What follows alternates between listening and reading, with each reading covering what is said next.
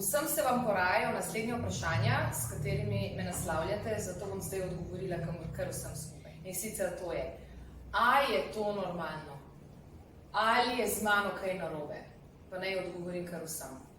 Poglejte, kadarkoli se uvajajo spremembe na področju dela, družine, zdravja, odnosov, denarja, karkoli od tega, je popolnoma normalno, da ljudje ob tem občutimo stisko.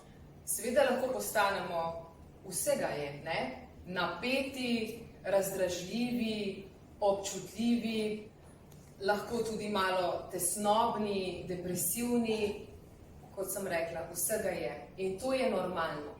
Ni pa normalno in ni niti prav, niti dobro, ne za vas, ne za vašo okolico in vaše drage, da bi se tem občutkom popolnoma prepustili in se v njih zapacali, se v njih fajn potenstali in dovolili, da postanejo vaše novo naravno stanje bivanja, da bi kar skozi ostali tega. To pa ne.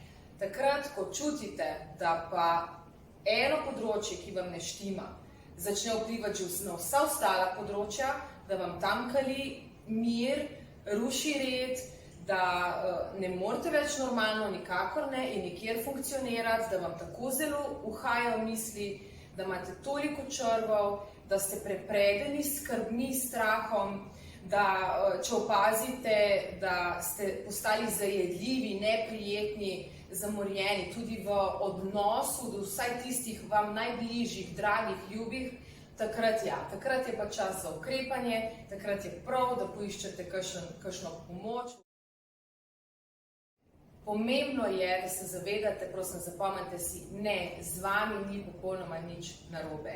Niste čudni, niste drugačni, ste se znašli na nekem razpotju, na nekem križišču, ob nekih spremembah, ki jih morate zdaj tako ali drugače, kot vemo in znamo, premostiti in poskrbeti, da se nas polesti in našega življenja en nov mir in nov red.